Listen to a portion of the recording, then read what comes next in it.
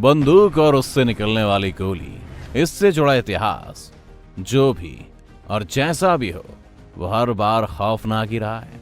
जितने भी आधुनिक युद्ध आज तक इस धरती पर हुए हैं उसमें कहीं ना कहीं ये बंदूक और उससे निकली हुई गोलियां जिम्मेदार हैं। मौत कह लें या मौत के करीब ले जाने की जिम्मेदारी लेने वाली ये गोलियां आज के टाइम में इंसानों की जिंदगी के लिए खतरा तो बनी गई हैं।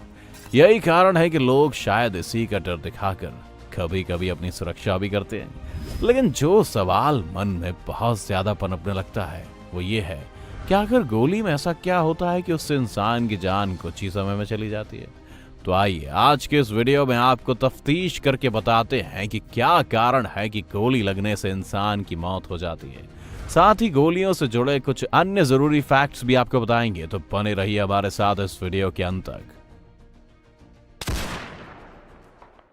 सबसे पहले बात यह कि बंदूक से निकलने वाली गोली कैसे काम करती है, तो इसके लिए हमें समझना होगा कि बुलेट असल में होती क्या है।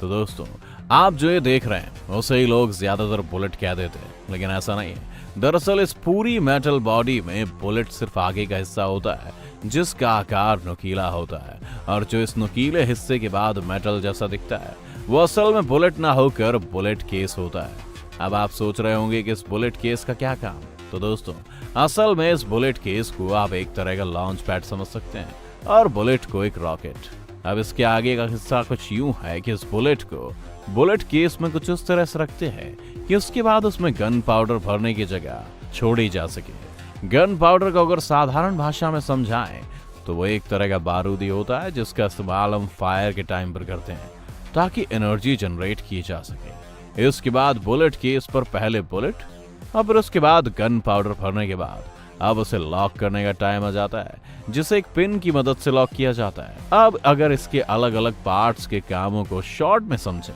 तो सबसे पहली और इम्पोर्टेंट चीज यानी कि बुलेट का काम होता है किसी के शरीर में घुसकर उसको नुकसान पहुंचाना। उसके बाद खोखा यानी बुलेट केस की रिक्वायरमेंट होती है जिसमें गन पाउडर भरा जा सके, और उसके बाद पिन पॉइंट जिसका असली काम यह होता है कि ट्रिगर के टाइम पर जो फोर्स जनरेट होता है उसे अपने ऊपर लेकर अंदर भरे हुए गन पाउडर में स्पार्क जनरेट करने का।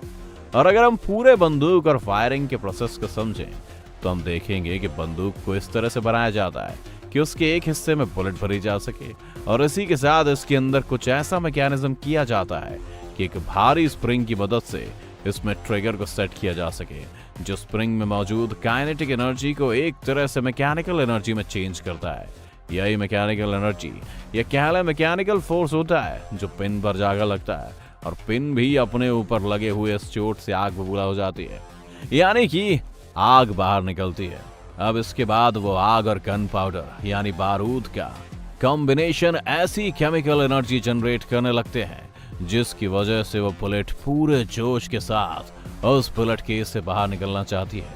और बुलेट की आजादी के इस पल में सबसे बड़ा हाथ होता है बारूद का, जो आगे लगे हुए बुलेट पर इतना फोर्स लगा देता है कि वो बुलेट केस से इतना तेजी से निकलता है कि उसके सामने आने वाले किसी भी ऑब्जेक्ट को वो चीरता हुआ आगे निकलने की कोशिश करता है। और यहीं पर जब ऑब्जेक्ट को इंसान या जानवर से रिप्लेस कर देते हैं तो समझ लीजिए कि वो खुद ही यमराज बनकर उनकी मौत भी निश्चित करने की कोशिश करता है। इसके बाद जो खोखा होता है वो बड़ी सरलता के साथ अपनी जगह से हट जाता है और बंदूक से बाहर निकलकर नीचे गिर जाता है। चलिए, ये तो हुई फायरिंग प्रोसेस की बात।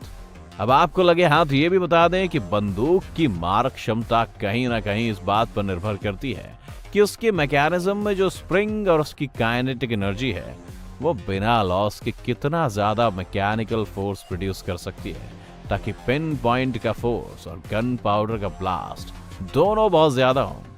ये तो बात हो गई कि बंदूक से गोली चलती कैसे है। अब आइए आपको बताते हैं कि उसी गोली से किसी इंसान की मौत कैसे हो जाती है।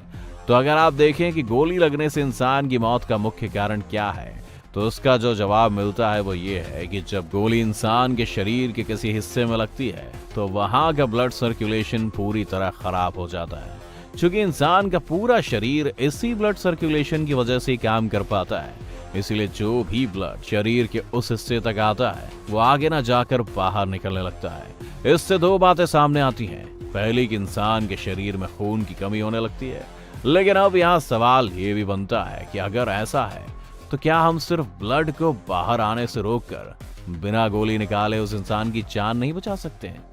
तो इसका जवाब है बिल्कुल नहीं, क्योंकि जो बुलेट इंसान के शरीर में घुसती है उसमें लेड का कंटेंट भी होता है, जिस वजह से वो कुछ ही देर में उस हिस्से में एक तरह के जहर को फैलाने लगती है, जो कि एक मेन फैक्टर बन जाता है इंसान की जान लेने का। इसके अलावा अगर गोली इंसान के किसी ऐसे हिस्से में लग गई जो काफी सेंसिटिव है, जैसे दिमाग या दिल, तो इस कंडीशन में तो सिर्फ ब्लीडिंग के कारण इंसान की मौत होना लगभग तय होती है। तो दोस्तों, ये था वो रीजन जिस वजह से गोली लगने से इंसान की मौत होती है। लेकिन क्या आप जानते हैं कि इतनी तेज चलने वाली इस बुलेट को महज 4 गुब्बारों में पानी भरकर रोका जा सकता है? सुनने में फनी लग रहा होगा, लेकिन इस फैक्ट के पीछे भी एक किस्सा जुड़ा है। तो दोस्तों, हुआ कुछ यूं कि एक वैज्ञानिक ने 10 गुब्बारों में पानी भरकर उसे एक लाइन से लटका दिया। उसके बाद जब उसने फायर किया तो बुलेट उसकी बंदूक से निकली तो उसकी रफ्तार करीब 1200 किलोमीटर प्रति घंटा थी। लेकिन जैसे ही वो दूसरे गुब्बारे से टकराती है, उसकी स्पीड आधी हो जाती है, और उसके बाद तीसरी में उसकी आधी, और चौथे तक पहुंचने तक तो वो सिर्फ उससे टकरा ही पाती है, उसके बाहर नहीं निकल पाती। अब ये एक्सपेरिमेंट हमेशा काम करेगा या नहीं, ये तो पता नहीं, लेकिन हम तो आपको यही सलाह देंगे कि बंदूक और गोली के मामले में रिस्क लेने की कोशिश बिल्कुल ना करें, और इन सब चीजों से पूरी तरह से सावधान रहें। तो दोस्तों, ये था आज का हमारा वीडियो। आपको ये वीडियो कैसा लगा हमें कमेंट करके जरूर बताएं। अगर आपको आज की हमारी वीडियो पसंद आई हो तो इसे लाइक करने के साथ साथ अपने दोस्तों और रिश्तेदारों के साथ शेयर जरूर कर दें। अगर आप ये वीडियो YouTube पर देख रहे हैं तो चैनल को सब्सक्राइब करके बेल आइकन दबा दें, और Facebook पर अगर आप ये वीडियो देख रहे हैं तो Facebook पेज को जल्दी से लाइक करें। फिलहाल के लिए इतना ही, अभी के लिए दीजिए हमें इजाजत। आपसे मुलाकात होगी अगली वीडियो में। शुक्रिया।